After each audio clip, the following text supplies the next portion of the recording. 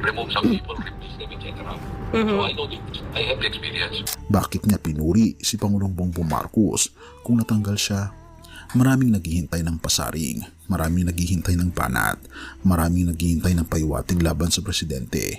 But instead, ito ang sinabi ni Executive Secretary Bersamin: the Philippines is safer with President Bongbong Marcos. Boom! Big twist, unexpected. Therefore, mas lalong kumapit ang viewers. Dagdag pa niya, very good person, very smart, all good words. 30 minutes with him is long because he is intelligent.